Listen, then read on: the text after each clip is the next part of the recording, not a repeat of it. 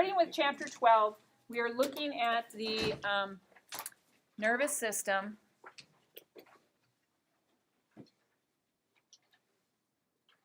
Okay, so we've got, this is neural tissue. And what I'm going to do is I'm first just going to quickly put up a concept map so you guys can chunk this. And there we go. Chunk it out. All right.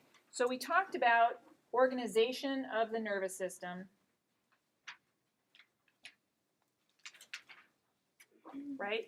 So we talked about structurally. We said there's the central nervous system and the peripheral nervous system. Okay. And then we talked about functional. And under functional, we said there's the afferent division.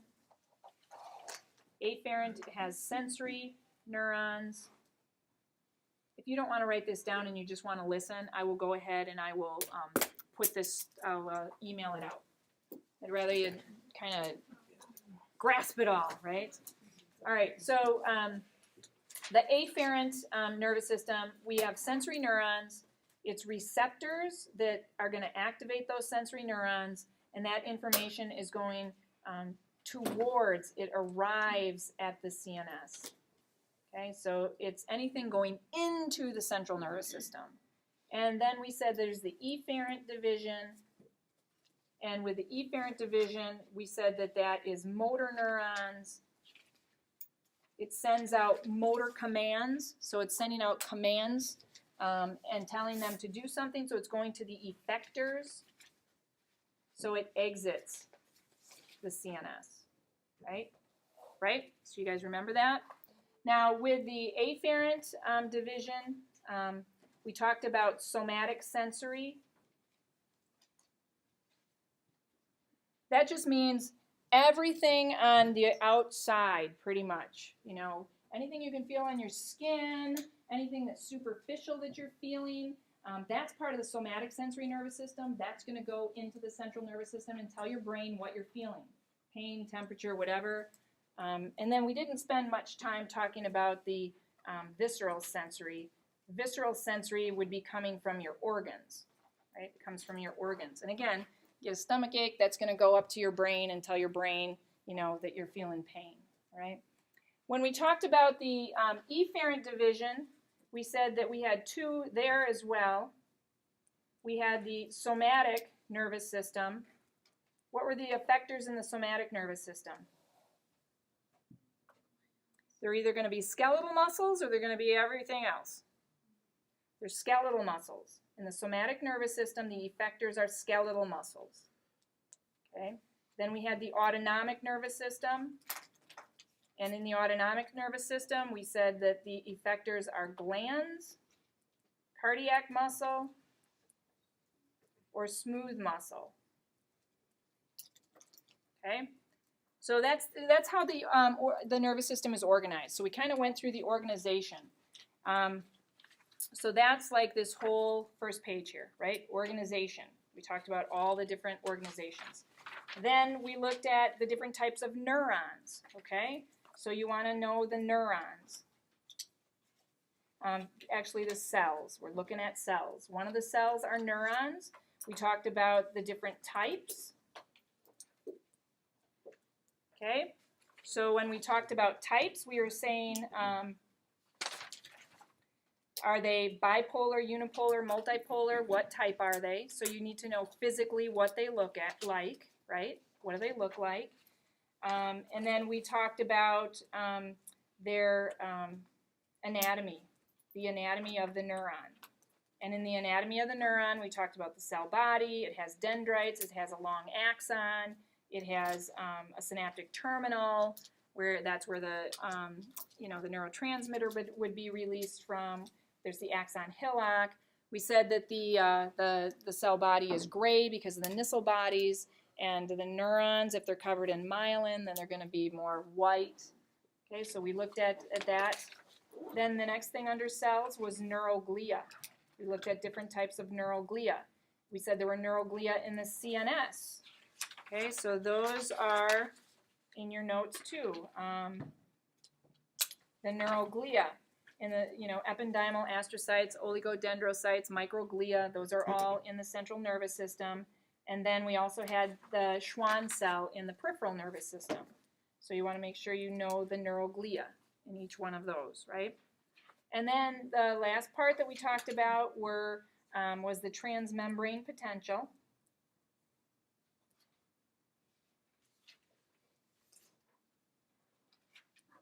And the transmembrane potential, we talked about, that's just the difference in the charge. What is the charge inside the cell? What's the charge inside the neuron? So we talked about the resting membrane potential. We said that was 70 millivolts. And then we said, why? Why is it 70 millivolts? Well, there's negatively charged proteins on the inside. There's also potassium, a lot of potassium on the inside that moves out. And there's sodium on the outside that moves in. But there's more potassium channels, so more potassium moves out. So we got more positive charges moving out, bringing it down to a negative 70. All right? Then we said, we talked about the graded potential. What happens with a graded potential? Well, in a graded potential, the cell gets irritated. Something binds to the dendrites or the cell body, like ACH. It binds to it and opens up the sodium channels, the chemical gated sodium channels. Sodium comes into the cell, changes that from a negative 69 all the way up to a negative 61, right? That's what a graded potential is. It's local. It's not going to go any farther than the axon hillock. It'll never go down the axon because it doesn't have enough oomph to it, right? So that is a graded potential. We are going more positive here, so that's called depolarization. It depolarizes, right? It's a depolarization. Then the next one we talked about was an action potential. An action potential was where we had enough stimulus to get that negative 61 to a negative 60 millivolts. And that's threshold. That's threshold. So now we're at negative 60 millivolts.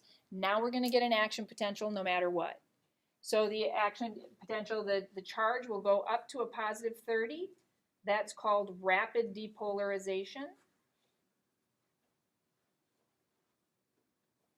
Okay? At positive 30, what happens? Sodium channels close, potassium channels open up, potassium starts going out, now the charge goes back down. So positive 30 goes all the way back down to negative 70. That's called repolarization. Right? What happens at negative 70? The potassium channels start to close. Potassium is still leaking out a little bit. It's still moving out a little bit because some channels are open. That goes all the way down to a negative 90. That's called hyperpolarization. Okay, hyperpolarization. All right? And then finally it goes back to negative 70, and that's because of the leak channels and the sodium-potassium pump. So you got to know that. You got to know it. You got to know what goes on there. And then we also said that we have, we talked about the all or none principle. All or none means if you hit that threshold, you're going to get an action potential and you're not going to stop it, right? All or none. And that action potential is going to look exactly like another action potential that would happen at that same area, that same membrane. They're all going to look identical. They're all going to go up to positive 30. They're all going to come back down, all right? We talked about the refractory period. We said with a refractory period, we have an area, so once that action potential starts, that area of the membrane will not have another action potential until that goes all the way through and that action potential is done. So that's a refractory period. Okay.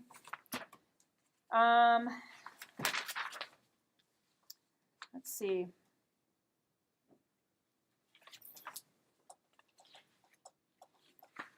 Then we talked about propagation.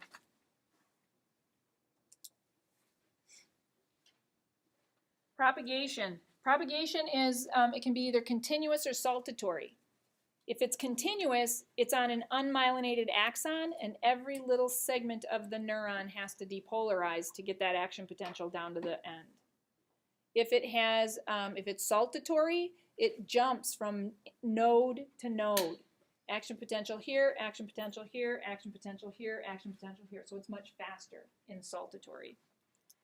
All right, so that's chapter 12. Okay. Chapter 13 is not really that difficult, I don't think.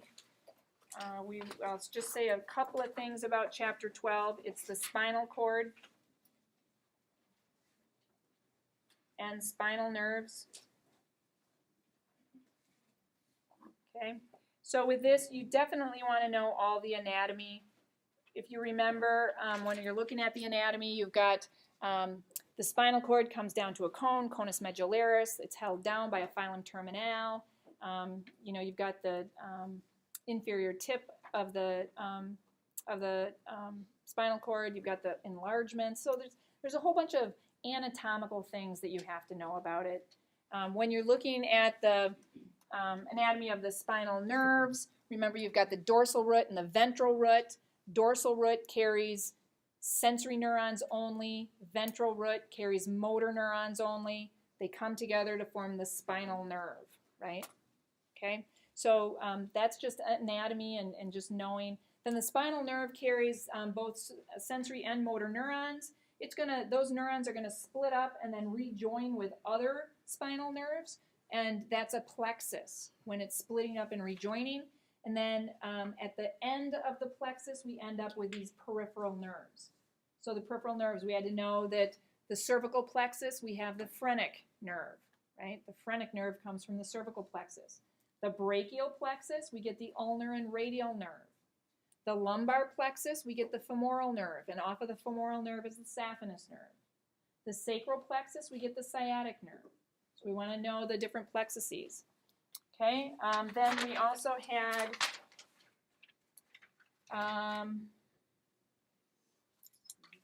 the meninges, the spinal meninges. We talked about those. That's just placement. Where are they? Dura mater, arachnoid mater, and pia mater. Okay, and then we talked about reflexes. So know what the reflex is. Know the reflexes, the arc. We start at a receptor, goes to a sensory neuron, that synapse is on a motor neuron, that goes out to an effector, and boom, you get a kick, right? Okay, so we know that. So that's 13. All right, do you want me to keep going? Okay, all right. All right, chapter 14 then. Chapter 14 is the brain and cranial nerves, okay? So we've got the brain and the cranial nerves. So with the brain, we have these specific areas. We want to just make sure that we know what each area does in general, just in general. So we'll start at the medulla oblongata. Okay, we've got the medulla, and then we've got the pons, then we've got the midbrain, then we've got the cerebellum, and then we have the cerebrum. Okay, so going from, and in there also we have the diencephalon in there too. So we've got these different areas of the brain. Medulla oblongata, that's where your cardiovascular centers are. That's where your respiratory centers are. Okay, the cardiovascular center, it doesn't cause your heart to beat. Your heart has its own pacemaker. Your heart is going to beat on its own. Okay, but the cardiovascular center from the medulla can speed it up when you need to speed it up and can slow it down when you need to slow it down. Okay, the respiratory center there, it's going to help the rhythm and the pace of breathing. Right, so that's the medulla. The pons, in the pons we have the cerebellar peduncles. This is just a bridge. It's a bridge to the cerebellum. That's how we get information to the cerebellum and out of the cerebellum, is through that pons. The midbrain has bridges too. These are called cerebral peduncles. There's a bridge. All those motor commands that your cerebrum wants to send out to your skeletal muscles, it has to go down through those cerebral peduncles to get down into your spinal cord. Okay, so it's going to go down through there. The other thing the midbrain has, and is an area called the reticular activating system. This is the system that keeps you conscious, keeps you awake and alert. Okay? Yeah, which is starting to doze off right now, right? All right, diencephalon. We've got the pineal gland that secretes melatonin. We've got the thalamus. That's the final relay station. What does the final relay station mean? That means all your sensory information has to stop at the thalamus first before it goes up to the cortex, before it goes up to the cerebrum. And it's the cerebrum that's going to help you to perceive what you actually just felt or saw or heard or tasted, okay? So that's the final relay station. And then we have the hypothalamus. Big thing with the hypothalamus, we said, and we'll learn this in the endocrine system, but it monitors and adjusts blood temperature or body temperature, body temp, and body fluids.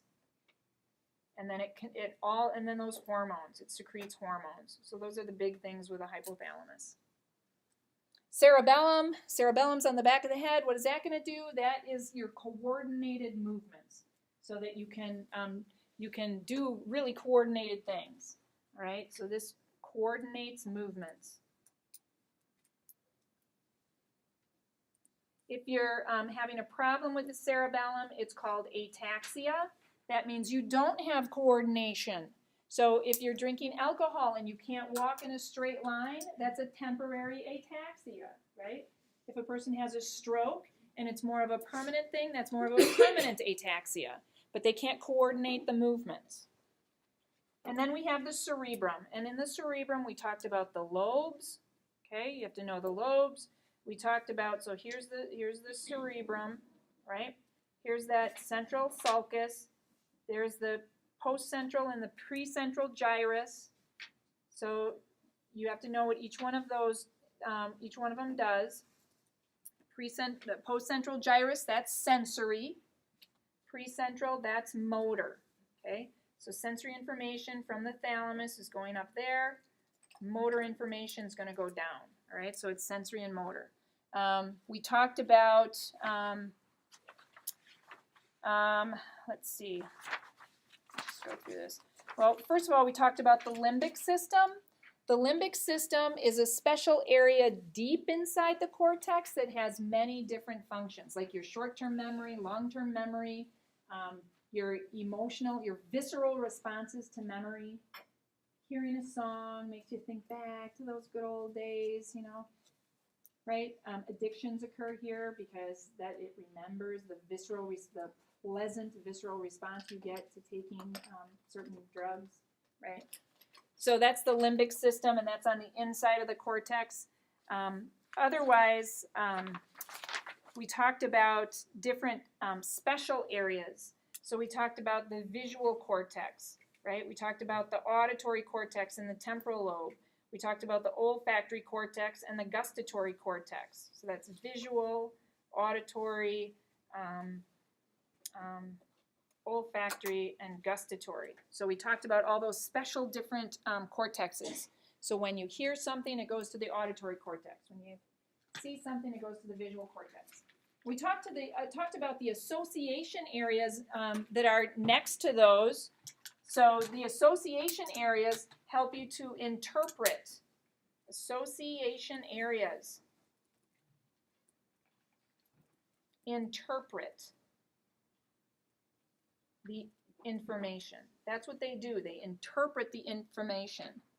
Okay, so when you see something, you can interpret it and say, oh yeah, that spells cat. When you hear something, you can say, oh yeah, that's an alarm, fire alarm. Right? So that's what the association areas did. And then in the left hemisphere alone, so when we're talking about the left hemisphere, we had these other areas called integrative centers. We talked about Broca's area, which is speech, Wernicke's area, and the frontal lobe. Okay? The integrative areas coordinate a response. They coordinate a response from the info they receive. Okay? So they coordinate a response from the info they receive. So the auditory association area receives this information, and that information says, you need to sit down. Okay? You need to sit down. That's the sensory information coming in to the Wernicke's center. Okay, so from the auditory association area. The Wernicke's center then has to coordinate a response to that. You're either going to say, I'm not going to sit down, right? And you'll say it, that's a response. Or you'll go and you'll sit down. That's a response. So the Wernicke's center is going to coordinate the response from whatever input they got. See, it hooks the two together. Get an input, give a response. That's Wernicke's. Brokaw's center is the speech center. So you hear something, tell me your name. Then Brokaw's center is going to say, oh, my name is Lisa Weber. So it coordinates that connection between the two. Frontal lobe too. That's the one where you are, a lot of emotions come from there too, but that's understanding consequences. So you get sensory information coming in, and you're going to coordinate a response knowing what the consequence is or isn't, right? So that's the frontal lobe. All right, so cerebrum, what else did we have on the cerebrum? We talked about hemispheric lateralization.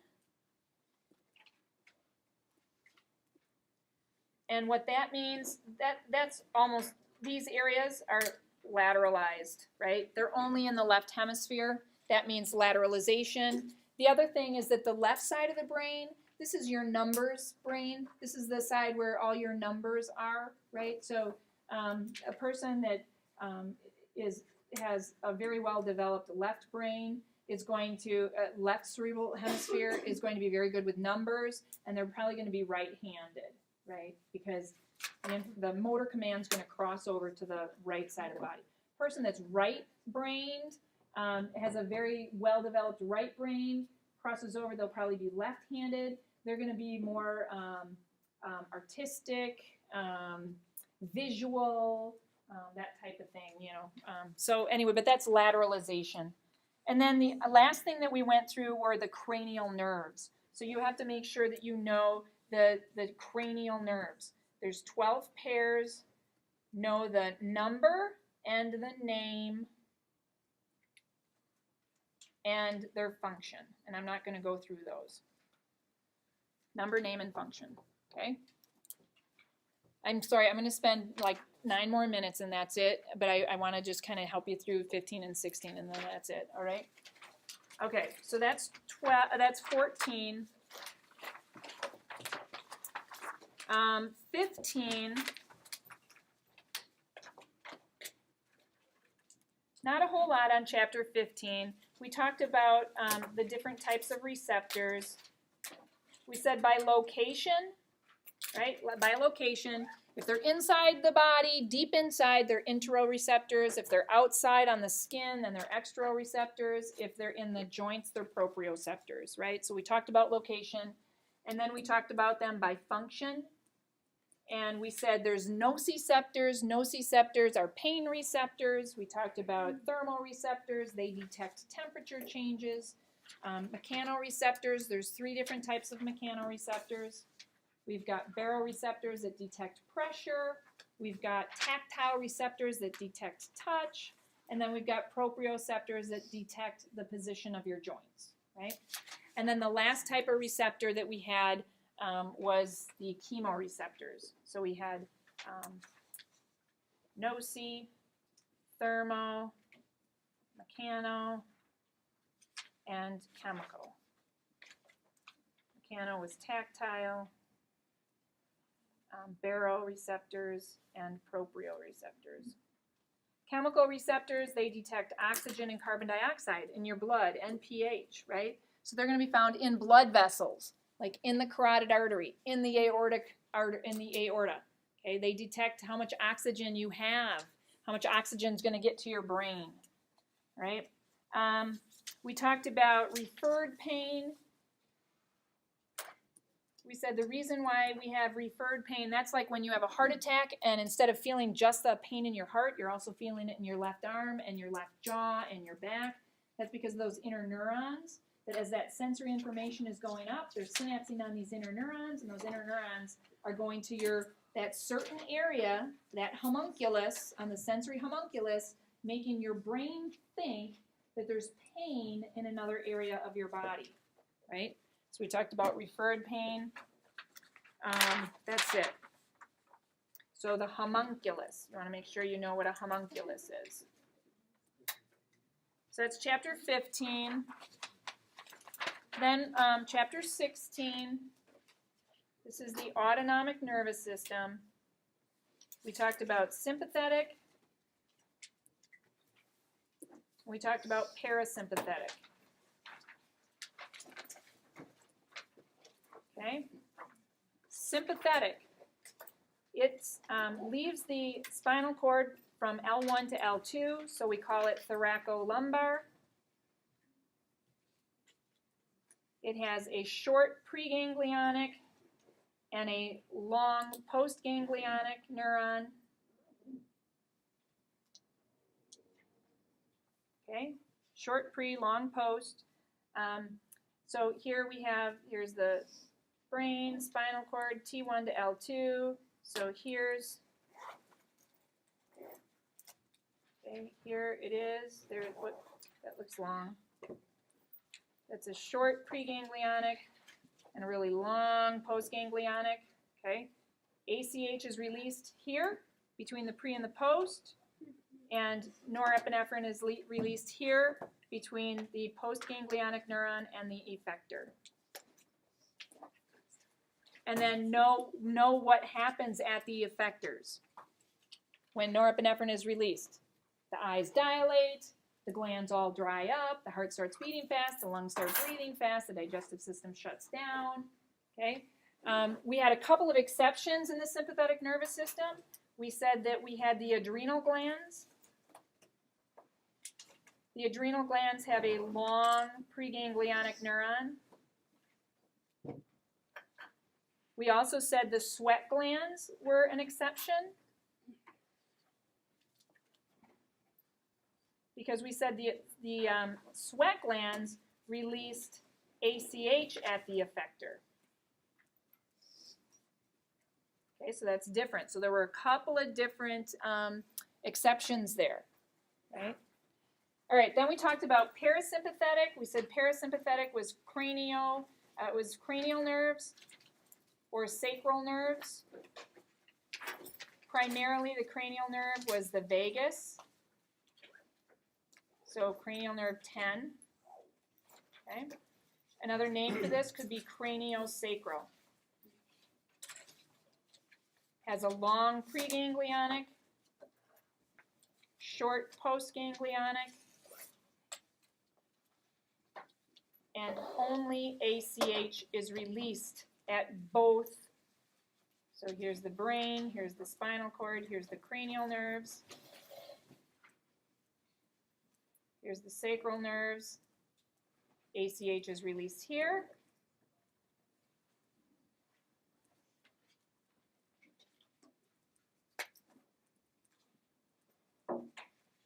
ACH is released here. You give a drug that acts like ACH, it's going to be able to affect the effectors here. You give a drug that's norepinephrine, it's going to cause sympathetic reaction. Okay? All right. Let me see. I think that's about it. The last thing is dual innervation. Many of the organs are dually innervated. That means that they get both sympathetic and parasympathetic control, not at the same time. But if your sympathetic system is activated, your heart's going to beat faster. If your parasympathetic system is activated, your heart's going to beat slower. That organ is dually innervated. Sweat glands are not dually innervated. Sweat glands mean that if the sympathetic nervous system is activated, you're going to start sweating like crazy. Parasympathetic nervous system is not going to affect the sweat glands. Your tears, your lacrimal glands, that's parasympathetic only. Parasympathetic activation, you're going to get lots of tears flowing. Sympathetic nervous system isn't going to do anything with that. Okay. So but a lot of the glands are duly innervated. All right, and then you got chapter 17. Don't forget about it and don't take light of it, right? Because it's, you know, there's questions, just as many questions on that chapter as there are on other chapters, right? Mostly on the eye and the ear. Okay. Hope that helps.